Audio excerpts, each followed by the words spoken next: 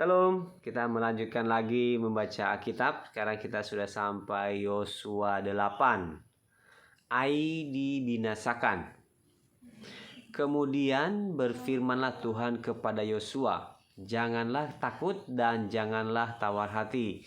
Bawalah seluruh tentara dan bersiaplah, majulah ke Ai. Ketahuilah, aku serahkan kepadamu raja negeri Ai, rakyatnya, kotanya dan negerinya, dan haruslah kau lakukan kepada Ai dan rajanya seperti yang kau lakukan kepada Yeriko dan rajanya. Hanya barang-barangnya dan ternaknya boleh kamu jarah. Suruhlah orang bersembunyi di belakang kota itu. Lalu bersiaplah Yosua beserta seluruh tentara untuk pergi ke Ai. Yosua memilih 30.000 orang, bahkan Yosua memilih 30.000 orang pahlawan-pahlawan yang gagah perkasa. Mereka disuruhnya pergi pada waktu malam, dan kepada mereka diperintahkannya, katanya, ketahuilah, kamu harus bersembunyi di belakang kota itu untuk menyerangnya. Janganlah terlalu jauh dari kota itu, dan bersiap-siaplah kamu sekalian. Aku dan semua orang yang bersama-sama dengan aku akan mendekati kota itu. Apabila mereka keluar menyerbu kami seperti yang pertama kali, maka kami akan melarikan diri dari hadapan mereka. Jadi mereka akan keluar menyusul kami sehingga kami memancing mereka jauh dari kota itu.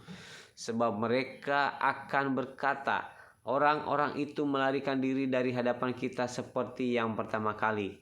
Jika kami melarikan diri dari hadapan mereka, maka kamu harus bangun dari tempat persembunyianmu. Maka kamu harus bangun dari tempat persembunyianmu itu untuk menduduki kota itu, dan Tuhan Allahmu akan menyerahkannya ke dalam tanganmu.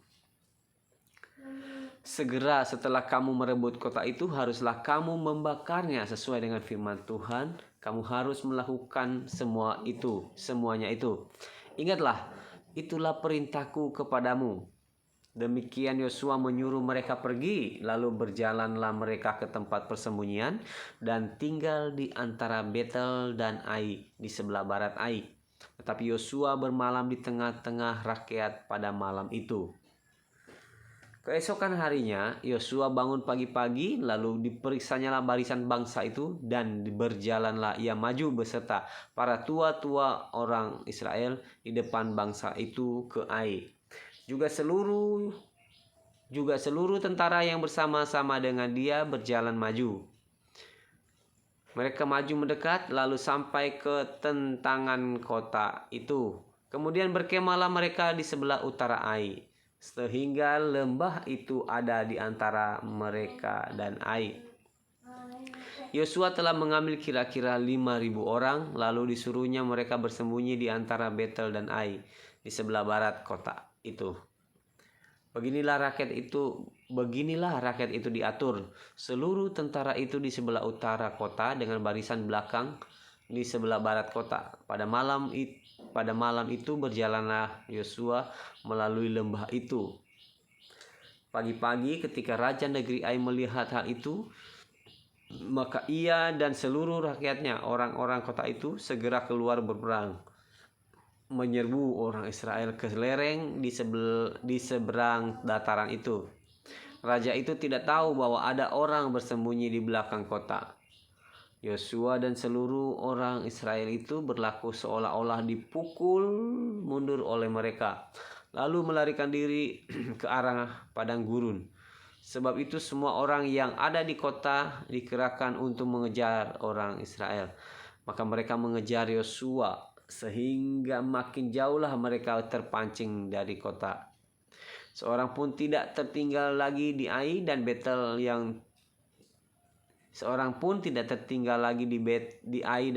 yang tidak keluar memburu orang Israel.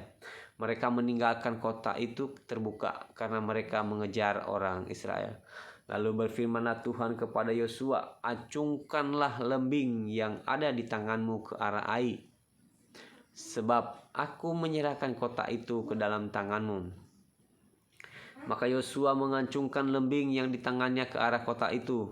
Ketika diancungkannya tangannya, maka segeralah bangun orang-orang yang bersembunyi itu dari tempatnya. Mereka berlari memasuki kota, merebutnya, lalu segera membakar kota itu. Ketika orang Ai berpaling menoleh ke belakang, tampaklah asap kota itu naik membumbung ke langit. Mereka tidak sempat melarikan diri kemanapun juga, sebab rakyat yang tadinya lari ke padang gurun berbalik melawan pengejar-pengejarnya.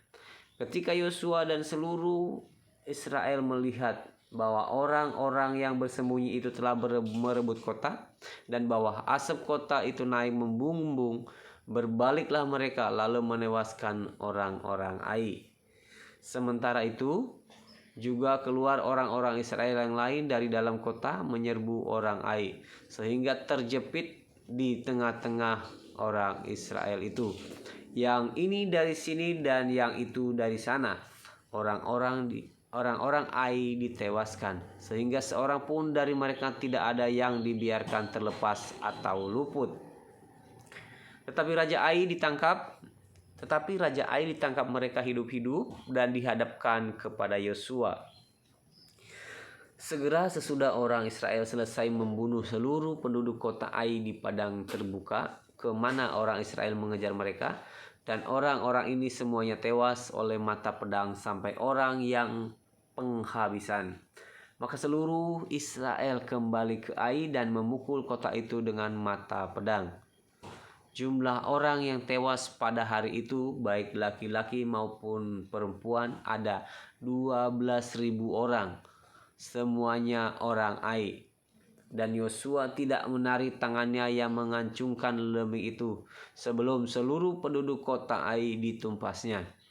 Hanya ternak dan barang-barang kota itu dijarah oleh orang Israel, sesuai dengan firman Tuhan yang diperintahkannya kepada Yosua. Yosua membakar Ai dan membuatnya menjadi timbunan puing untuk selama-lamanya, menjadi tempat yang tandus sampai sekarang. Dan Raja Ai digantungnya pada sebuah tiang sampai petang. Ketika matahari terbenam, Yosua memerintahkan orang menurunkan mayat itu dari tiang, lalu dilemparkan di depan pintu gerbang kota. Kemudian didirikan oranglah di atasnya suatu timbunan batu yang besar yang masih ada sampai sekarang. Mesbah di Gunung Ebal, pembacaan hukum Taurat. Pada waktu itulah Yosua mendirikan mesbah di Gunung Ebal bagi Tuhan Allah Israel, seperti yang diperintahkan Musa, hamba Tuhan, kepada orang Israel, menurut apa yang tertulis dalam kitab hukum Musa. Suatu mesbah dari batu-batu yang tidak dipahat, yang tidak diolah dengan perkakas besi apapun. Di atasnya lah mereka mempersembahkan korban bakaran kepada Tuhan dan mengorbankan korban keselamatan. Dan di sanalah di atas batu-batu itu dituliskan Yosua salinan hukum Musa yang dituliskannya di depan orang Israel. Seluruh orang Israel, para tua-tuanya, para pengatur pasukannya, dan para hakimnya berdiri sebelah menyebelah tabut berhadapan dengan para imam yang memang suku Lewi, para pengangkat tabut perjanjian Tuhan itu, baik pendatang maupun anak negeri. Setengahnya menghadap ke gunung Gerizim dan setengahnya lagi menghadap ke gunung Ebal, seperti yang dahulu diperintahkan oleh Musa, hamba Tuhan, apabila orang memberkati bangsa Israel. Sesudah itu dibacakannya lah segala perkataan hukum Taurat, berkatnya dan kutuknya, sesuai dengan segala apa yang tertulis dalam kitab hukum.